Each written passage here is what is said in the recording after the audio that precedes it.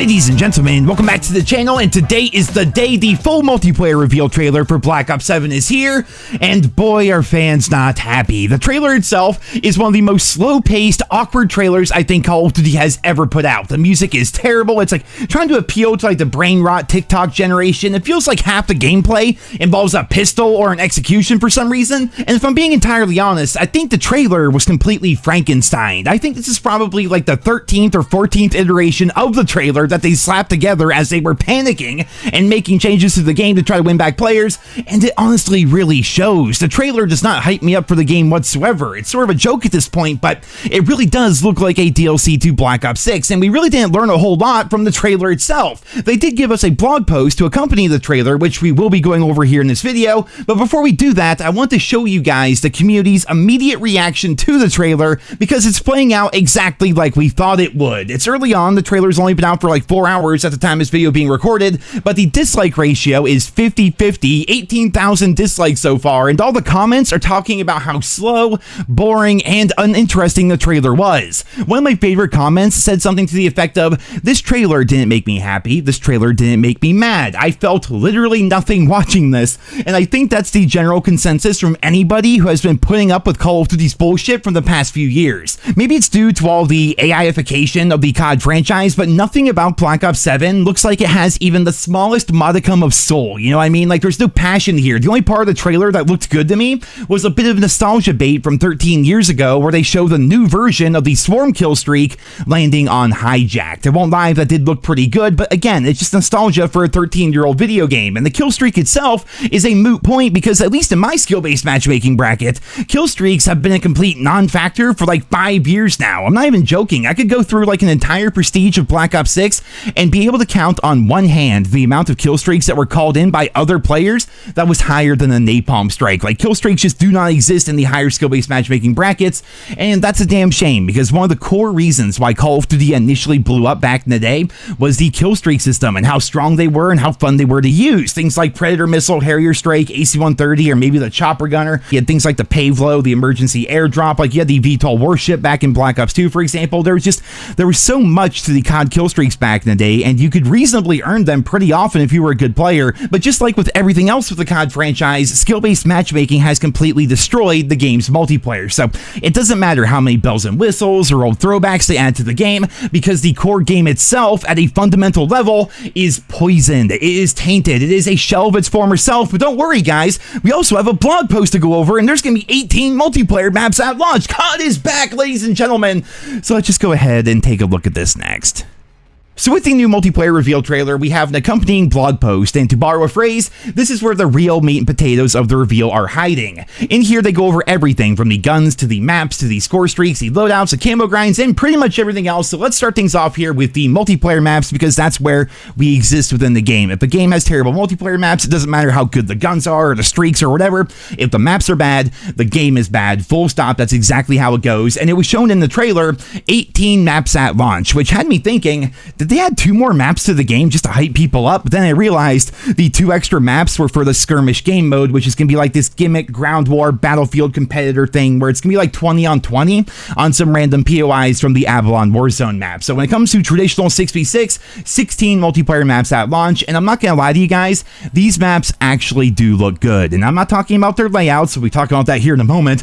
I'm talking about the aesthetic. And you guys want to know why that is? It's because all these maps are not just copy and pasted from Warzone like they did with Black Ops 6. Like, that was the absolute laziest thing they ever did when they took all the Black Ops 6 multiplayer maps pretty much and put them on Avalon, because what that did is it made every single map look the exact same, and it resulted in even more burnout from the fans who were basically on their last nerve to begin with. It was just such a stupid idea. But one thing you guys will notice as we go through all these maps, however, they do look pretty good, but note how none of them have a mini-map overlay. They're actually out here just claiming that these are going to be classic 3-lane maps with that iconic Treyarch Black Ops feel, and then they immediately go and hide the actual overlays of the maps themselves. About this time last year, I'm sure you guys will remember, we were looking through the preview images for the Black Ops 6 multiplayer maps, and from there, we were all predicting how terrible the maps were going to be because of those mini-map overlays. The funniest part was we were absolutely right, because the launch maps of Black Ops 6 were objectively some of the worst launch maps in COD history,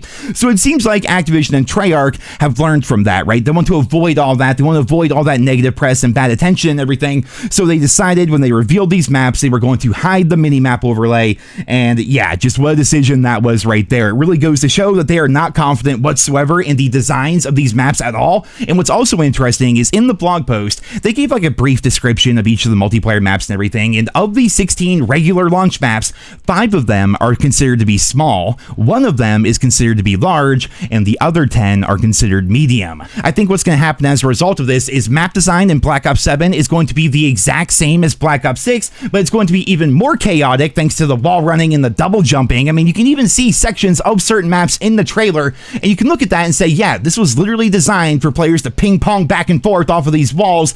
So if you thought skill-based matchmaking was already bad with Black Ops 6, just wait until you play Black Ops 7. Next up here, let's talk about the guns, the kill streaks, and the classes that they are going to be putting into the game. In total, there are going to be around 30 weapons available at launch, and there will be 12 primary weapons available during the beta. Of that, we have 3 assault rifles, 3 SMGs, 2 snipers, 2 shotguns, and 1 light machine gun.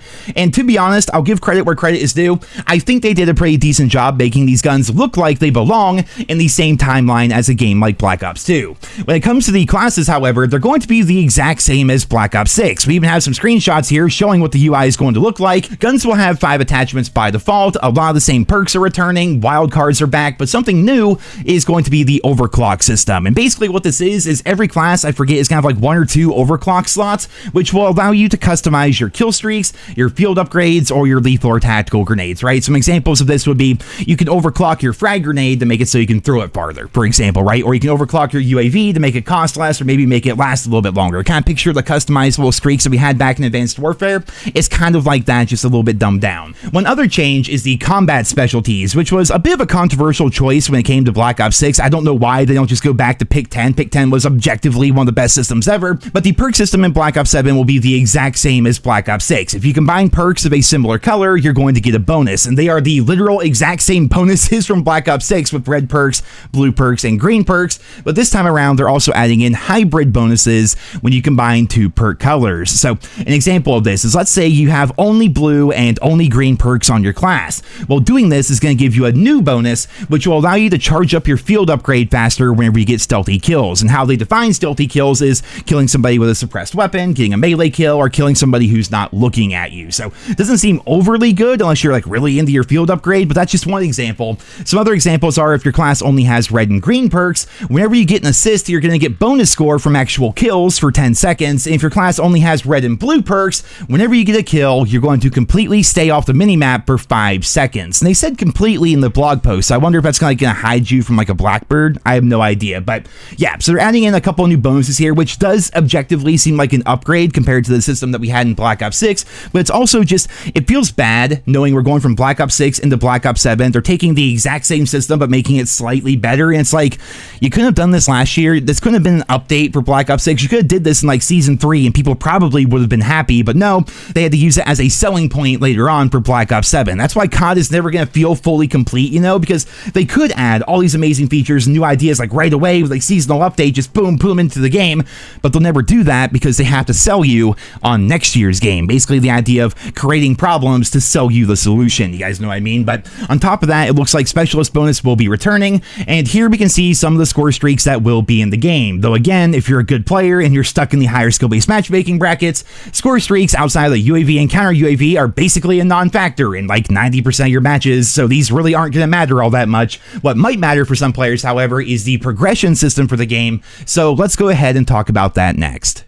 So when it comes to Black Ops 7, I've got to be honest, they are copy and pasting pretty much everything from Black Ops 6. That might sound a bit pessimistic because honestly, if something isn't broken, then don't fix it. But progression is like the one thing that would get me through those opening months of a new Call of Duty release. When it comes to Black Ops 7, and everything of course is subject to change, but I really don't see myself doing much of it. In Black Ops 6, I got Prestige Master, I got Dark Matter, but that wasn't even all that hard. You know, I did all that like before Christmas, you know what I mean? And getting Dark Matter really did feel like a chore, and like most people, once I got Dark dark matter, I basically quit the game because there was nothing fun to grind for. Back in the day, the core game itself was fun. That was why you were signing in. You know, the game was the cake and the progression was the icing on top. But nowadays, it seems like once people get dark matter, maybe hit Prestige Master, they just quit because they've accomplished their goal, and the core game itself, thanks to skill-based matchmaking, is a laborious grind that at its core is not fun to play. I firmly believe that people only play COD to do the challenges because those challenges allow them to ignore the glaring problems with the game for a brief moment. And once those challenges are finished, they quit the game because the core game itself is not enjoyable whatsoever. But that was a bit of a tangent. Apologies for that. When it comes to Black Ops 7, traditional prestige will be returning, right? 55 levels per prestige, 10 prestiges, 1,000 levels of Prestige Master, and there will be prestige rewards just like with what Black Ops 6 had. Weapon prestige is also returning, but this time around there will be 3 levels of weapon prestige. Once you take a gun and you prestige it, you're going to unlock an exclusive attachment for that gun, which is interesting to say the least, and you'll also get a universal camo for doing that. Once you hit prestige 3 level 250 with a gun, you'll then get another exclusive camo, and I think this is both good and bad because more progression is nice, more rewards are good, but now people have a reason to grind out the same gun all day, every day, 3 prestiges, 250 levels, you know, and you know for a fact, once the meta is figured out, people are just going to end up using the same 2 or 3 guns all year. Look at Black Ops 6, we had the Jackal being completely busted during the beta, and to this day, 4 out of 6 people on both teams within a given match are still spamming the exact same gun, and now they have even more of a reason to do so, you know, so just, it's good and it's bad, but I suppose fans will be happy that there's going to be extra progression added to the game. On top of that, Mastery camos are returning, obviously, things like Dark Matter and all that. They haven't shown us what it's going to look like yet, but Mastery camos are going to be a bit different this year because it seems like they're making Dark Matter a little bit easier. Camos will now require 80 headshots instead of 100, and guns like sniper rifles and shotguns will need one-shot kills as compared to needing headshots.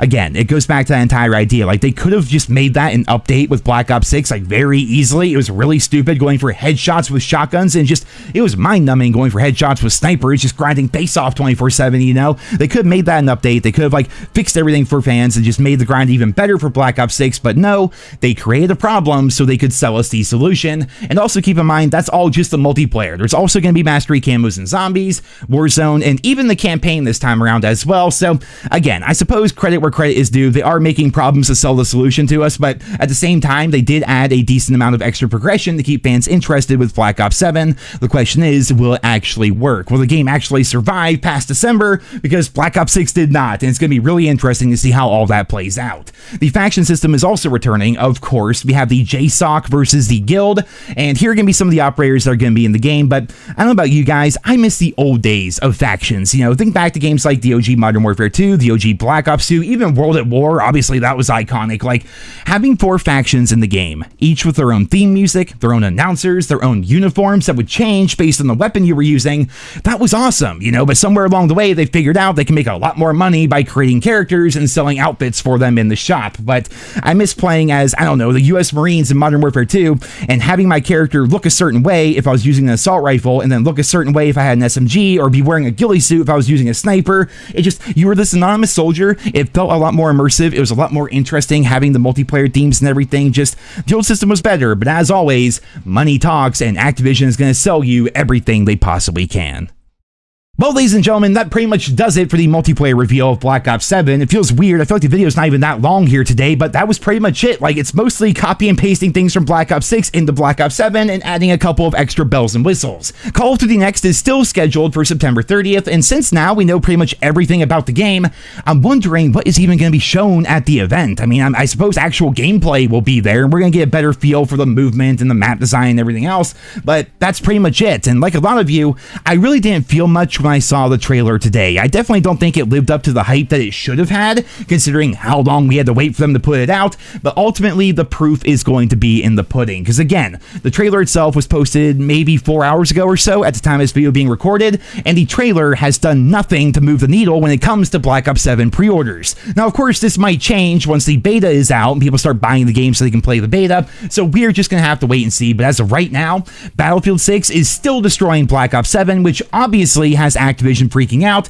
And as always, I'll be here with you guys every step of the way as we get closer to Call of Duty Next, the Black Ops 7 beta, the full launch of Battlefield 6, and everything else. So be sure to sub to the channel if you haven't already. I hope you all enjoyed this video here today. Leave your thoughts and feedback on the reveal trailer down there in the comments. Thank you all so much for listening and for your continued support of my channel. And until next time, I hope you guys all have a wonderful day.